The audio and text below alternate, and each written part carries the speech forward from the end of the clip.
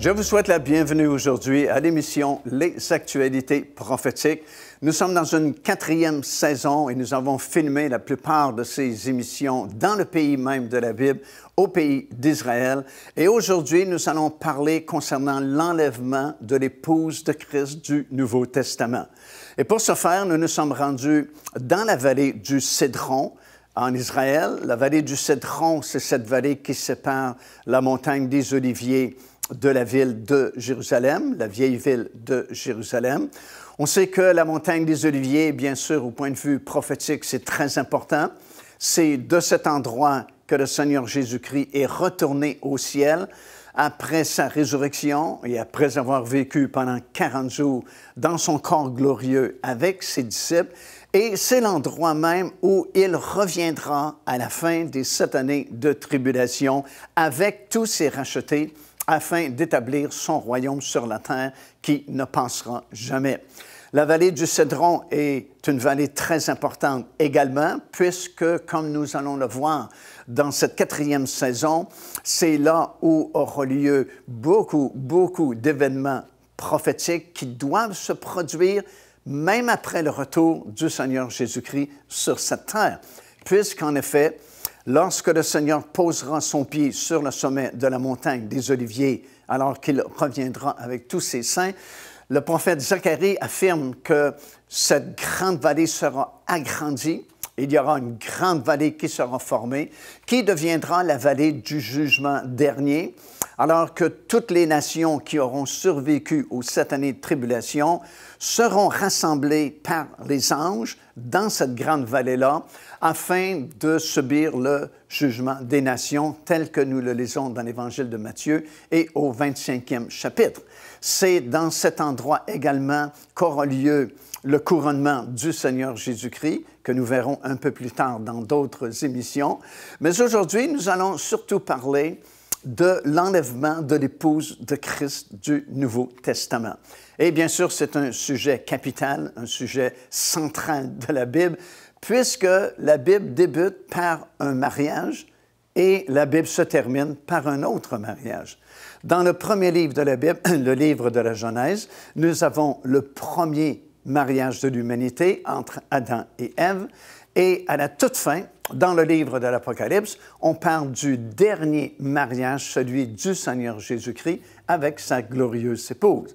Et ce que nous allons expliquer au cours de cette émission aujourd'hui, c'est que ce ne sont pas tous les chrétiens qui fréquentent nos assemblées qui nécessairement seront enlevés, mais uniquement ceux qui se sont préparés, ceux qui seront prêts lorsque cette trompette sonnera, afin de faire partie de ce groupe qui s'appelle l'épouse de Christ.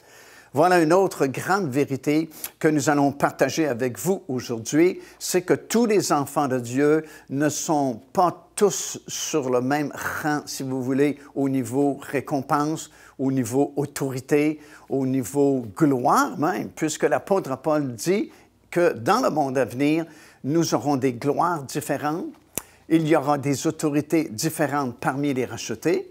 Oui, bien sûr, le salut est le même pour tous ceux qui acceptent le Seigneur Jésus-Christ. C'est le même salut pour tout le monde. Mais les récompenses sont différentes, les gloires sont différentes, les autorités seront différentes et même notre degré d'intimité avec Dieu et le Seigneur Jésus-Christ dans ce monde à venir sera différent selon la fidélité que nous aurons eue ici-bas durant notre pèlerinage sur cette terre. Alors, ça va être bien intéressant d'apprendre toutes ces choses dans la parole du Seigneur aujourd'hui, alors que nous allons descendre justement dans cette vallée, la vallée du Cédron, qui sépare, comme je mentionnais, la montagne des Oliviers de la vieille ville de Jérusalem. Et alors que nous allons ouvrir encore une fois la Bible, les Écritures, la parole de Dieu, et nous allons faire sortir ces révélations que le Saint-Esprit donne abondamment à l'Église aujourd'hui.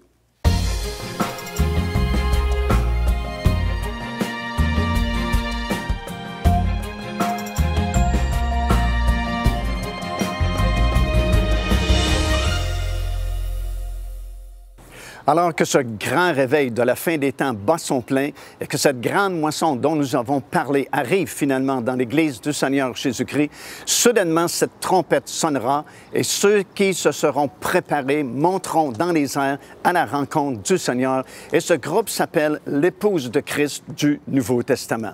En réalité, comme nous l'avons enseigné à plusieurs reprises au cours de ces émissions, il y a toujours eu deux groupes dans l'Église du Seigneur Jésus-Christ. Il y a toujours eu les chrétiens spirituels et les chrétiens charnels. Paul va nous expliquer dans l'Épître aux Corinthiens, par exemple, va expliquer que les Corinthiens, en grande partie, étaient des chrétiens charnels puisqu'il y avait des divisions, il y avait de la jalousie parmi eux et il les a classifiés comme des chrétiens charnels. Il y a donc des chrétiens spirituels et des chrétiens charnels. Et lorsque cette trompette sonnera, ce sont les chrétiens spirituels qui monteront et malheureusement, les chrétiens charnels manqueront cet événement glorieux. Il y a toujours eu, comme Matthieu, le chapitre 25 l'explique, les vierges sages et les vierges insensées, celles qui avaient négligé d'entretenir l'huile dans leur lampe et conséquemment, elles ont manqué aussi ce glorieux enlèvement de l'Église du Seigneur Jésus-Christ. Il y a toujours eu du bon blé et de l'ivraie aussi dans l'Église, comme nous le voyons dans les Écritures. Et un psaume qui est vraiment très intéressant dans ce contexte-là, c'est le psaume 45, où nous parlons de la reine et des jeunes filles qui accompagnent la reine. Et c'est très intéressant de méditer sur ce psaume 45 parce que l'épouse de Christ est comparée à la reine qui va co-régner avec le roi, le Seigneur Jésus-Christ, et elle est accompagnée de jeunes filles. Ça veut dire que ce ne sont pas tous les chrétiens qui feront partie du groupe qu'on appelle la reine ou l'épouse, mais il y aura ces jeunes filles qui sont quand même sauvées, mais ne font pas partie du groupe qui va régner avec le Seigneur Jésus-Christ. En fait, ceux qui feront partie de l'épouse de Christ ou la reine, bien, régneront avec le Seigneur, tandis que les autres serviront le Seigneur dans le monde qui arrive bientôt. Dans le livre de l'Apocalypse également, nous lisons à plusieurs reprises, particulièrement dans le chapitre 2 et le chapitre 3, cette expression « à celui qui vaincra, je donnerai ». Alors, c'est évident que certains chrétiens vont vaincre, tandis que d'autres chrétiens ne vaincront pas parce qu'il y a une récompense qui est promise à ceux qui vont vaincre. Dans Hébreux chapitre 12 et le verset 22 également, on parle de l'Assemblée générale et de l'Assemblée des premiers-nés dont les noms sont inscrits dans les cieux. Alors, il y a comme l'Église dans l'Église. C'est un peu comme on a parlé la montagne de Sion qui est dans Jérusalem. Alors, tout Jérusalem n'est pas Sion et tout Sion n'est pas toute la ville de Jérusalem. Alors, il faut bien comprendre cette différence qui existe entre le corps de Christ et l'épouse de Christ. L'Église du Seigneur Jésus-Christ est représentée comme étant le corps de Christ. Chaque personne qui accepte le Seigneur Jésus-Christ fait automatiquement partie du corps de Christ, automatiquement partie de l'Église du Seigneur Jésus-Christ. Mais tout comme Dieu avait créé ce premier homme dans le jardin d'Éden et que Ève a été prise du corps du premier homme, c'est le même principe qui s'applique pour l'épouse de Christ. Elle est prise à même le corps de Christ, c'est-à-dire son Église. Et nous avons un magnifique symbole de cela, une belle figure de cela. Alors que Christ est mort sur la croix de Golgotha, son corps est suspendu sur la croix et un soldat romain va venir planter sa lance dans son côté et de son côté va sortir l'eau et le sang. Et c'était un geste prophétique vraiment qui nous montrait la différence entre l'épouse de Christ qui est tirée du corps du Seigneur Jésus-Christ. Alors, lorsque cette trompette va sonner, ce n'est pas toute l'Église au complet qui monte, mais uniquement ceux qui font partie de l'épouse de Christ ou ceux qui se sont préparés. Et dans le livre de l'Apocalypse, au chapitre 19, nous lisons bien ces choses lorsque l'apôtre Jean va dire préparons-nous, les noces plutôt de l'agneau sont venues, réjouissons-nous parce que les noces de l'agneau sont venues et son épouse, c'est préparer. Il y a donc une préparation qui est nécessaire afin justement d'être prêt lorsque cette trompette sonnera au milieu de ce grand réveil des derniers jours, alors qu'une multitude d'âmes est sauvée venant des quatre coins du monde. Bien, c'est le temps de la préparation afin de monter dans les airs lorsque cette trompette sonnera. Il y a 2000 ans, exilé sur une île, une multitude de mystères, une révélation pour le futur. Apocalypse. Découvrez les secrets et les bénédictions que l'apôtre Jean a écrits dans ce livre mythique, avec ce nouveau coffret DVD renfermant plus de 10 heures d'enseignement. Apocalypse, disponible au www.paindevie.org. Devenez partenaire avec ce ministère par votre soutien financier et aidez-nous à planter le flambeau de l'Évangile à travers le monde entier.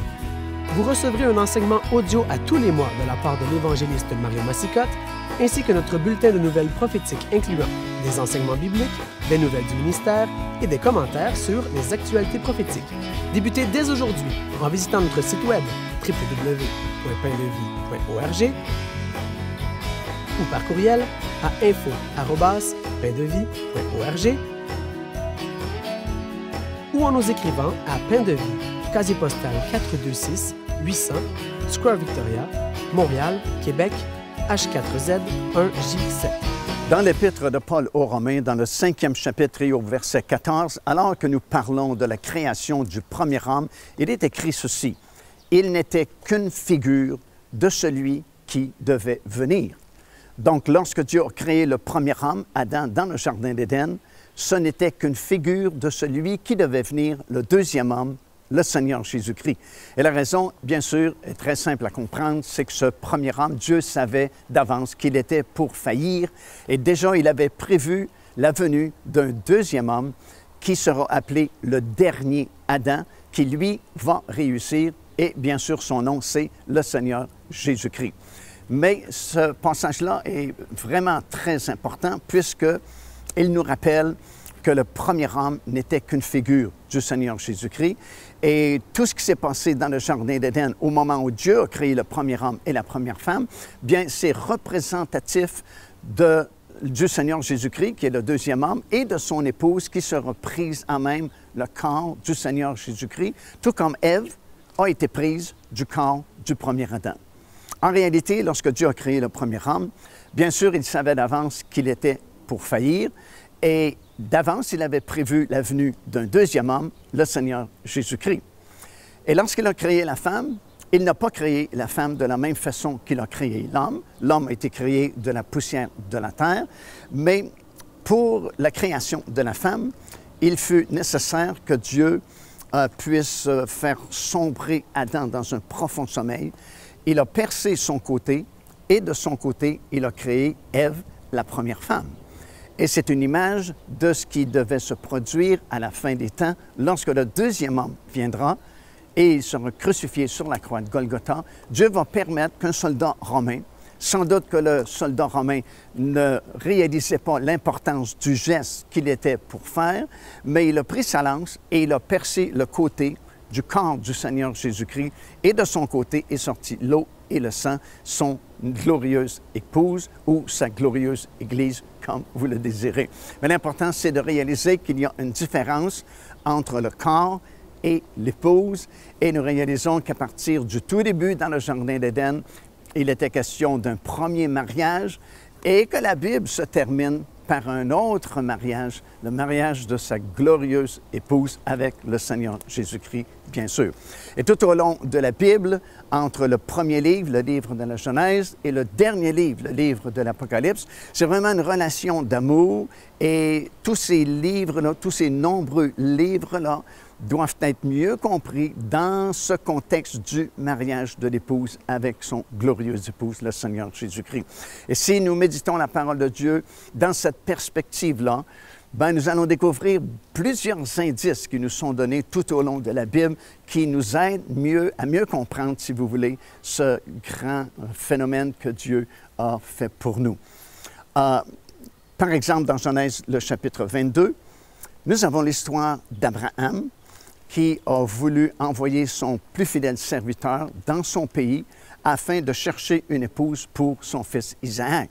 Bien, ces 4 personnages-là, Abraham, son serviteur, Isaac, son fils, et Rebecca, qui est devenue l'épouse de son fils, représentent en fait 4 autres personnalités, Dieu le Père, le Fils qui est notre Seigneur Jésus-Christ, le plus fidèle serviteur, c'est comme le Saint-Esprit, et l'épouse du Seigneur Jésus-Christ, représentée par Rebecca. Et si vous lisez cette histoire-là attentivement, dans ce 22e chapitre du livre de la Genèse, bien, vous allez trouver un petit peu les mêmes indices qui vont vous permettre de mieux comprendre notre pèlerinage ici-bas, comment le serviteur est venu jusque dans le pays d'Abraham. Il avait placé un signe devant le Seigneur, demandant à ce que la jeune fille à qui il demanderait à boire, qu'elle puisse faire boire aussi ses chameaux, ce serait celle que l'Éternel aurait choisie pour son fils Isaac. Et c'est ce qui s'est produit. Et Isaac a pris congé de ses parents et a entrepris ce long voyage avec le plus fidèle serviteur d'Abraham jusqu'à cet endroit où était Abraham. Et finalement, il y a eu ce mariage entre Rebecca et Isaac. Et c'est représentatif de notre voyage à nous aussi avec le Seigneur Jésus-Christ et le Saint-Esprit. Bien sûr, lorsque nous acceptons le Seigneur Jésus-Christ comme notre Seigneur et le Sauveur de notre vie, nous entreprenons ce grand voyage et nous sommes accompagnés du Saint-Esprit tout au long de ce voyage-là, jusqu'au jour où nous arriverons face à face avec notre futur époux, le Seigneur Jésus-Christ. Procurez-vous cet enseignement disponible dès maintenant sur notre site web au www.paindevie.org. En visitant notre boutique web, vous pourrez commander ou même télécharger les enseignements. Vous trouverez aussi plusieurs autres produits contenant des centaines de sujets pour votre édification. Voici un autre indice pour nous aider à mieux comprendre cette grande vérité. Nous lisons dans les Évangiles que Jésus a été trahi par Judas au prix de 30 pièces d'argent. Et si nous considérons que le sang de Jésus est si précieux, pourquoi n'a-t-il pas été vendu pour un prix plus élevé, comme 5 000 pièces d'argent ou 10 000 pièces d'argent? Bien, tout d'abord, il a été vendu au prix de 30 pièces d'argent parce que c'était prophétisé par les prophètes de l'Ancien Testament et le prix avait déjà été fixé à 30 pièces d'argent. Mais nous apprenons surtout dans le livre du Lévitique, dans le chapitre 27, qu'il y avait, à l'époque de l'Ancien Testament, des esclaves ici au Temple, à Jérusalem. Et si on voulait racheter ces esclaves, il fallait payer 50 pièces d'argent pour les hommes et 30 pièces d'argent pour les femmes. Et étant donné que le Seigneur Jésus-Christ mourait pour quelqu'un au féminin, sa glorieuse Église ou sa glorieuse épouse, le prix a été payé et fixé à 30 pièces d'argent, tel que c'était mentionné dans la parole du Seigneur. Alors, le prix a été fixé selon les coutumes de l'époque, selon la tradition de l'Ancien Testament. Nous avons un autre bel indice dans l'Épître aux Hébreux, dans le 12e chapitre, alors que nous lisons que Jésus-Christ a souffert hors la porte et hors du camp d'Israël. C'est important de savoir qu'à l'époque, il y avait un périmètre de 2000 coudées tout autour du tabernacle dans le désert. Et la même chose lorsque le temple a été construit ici à Jérusalem sur l'esplanade du temple. Et il y avait un rayon de 2000 coudées dans ce périmètre-là qui était considéré un lieu saint à cause du temple. Et en dehors de ce périmètre-là, c'était considéré un lieu profane.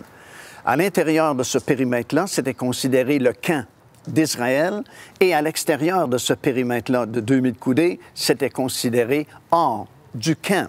Et sachant cela, ça nous aide à mieux comprendre le fait que Josué avait demandé au peuple, lorsqu'ils ont traversé le Jourdain pour prendre possession du pays de Canaan, et que l'Arche de l'Alliance avait été transportée sur les épaules des sacrificateurs, de respecter une distance de 2000 coudées entre eux et l'Arche de l'Alliance, justement pour faire la distinction entre le camp d'Israël et l'endroit qui est à l'extérieur du camp. Or, nous apprenons dans Hébreu que Christ a souffert hors du camp d'Israël, dans un lieu profane. Et dans ce lieu profane, on avait construit un autel qu'on appelle justement l'autel profane, et c'est sur cet autel-là que se faisait le sacrifice d'un des rares animaux femelles qui était offert en sacrifice ici à Jérusalem, le sacrifice de la génisse rousse. Le sacrifice de la génisse rousse n'était pas fait sur l'autel des sacrifices dans le temple, mais plutôt était fait sur cet autel qui était construit sur le flanc de la montagne des Oliviers, à l'extérieur justement de ce périmètre de 2000 coudées, hors du camp d'Israël. Et c'est à ce sacrifice-là que Christ s'est identifié plutôt qu'à n'importe quel autre sacrifice d'un animal mâle, encore une fois, parce qu'il mourrait pour quelqu'un au féminin, sa glorieuse épouse ou sa glorieuse Église.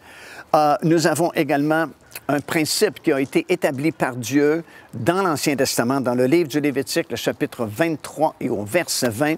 En fait, lorsqu'Israël est sorti d'Égypte, Dieu savait qu'il devrait cultiver la terre. Et ils ne connaissaient pas l'agriculture puisqu'ils étaient des faiseurs de briques en Égypte. Alors Dieu va leur donner un cours, si vous voulez, comment cultiver la terre et va leur expliquer qu'il y aura 3 récoltes par année dans le pays d'Israël, au printemps, à l'été et à l'automne, et que ça va coïncider avec 3 grandes fêtes qu'il établit, la Pâque, la Pentecôte et la fête des tabernacles. La première moisson au printemps ou au début de l'été, c'est l'orge. En plein été, la deuxième moisson, c'est le blé et finalement les autres fruits.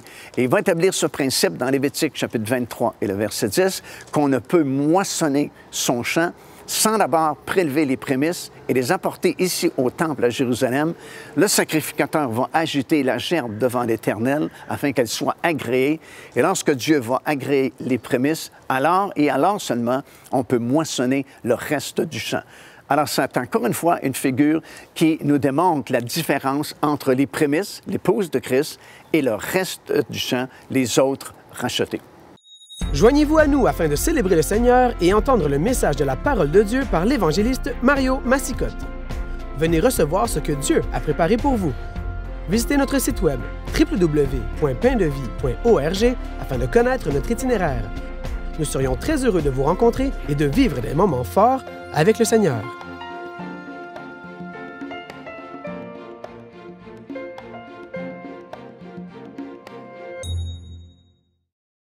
Voici une autre confirmation qui nous montre la différence entre l'épouse de Christ et les autres rachetés.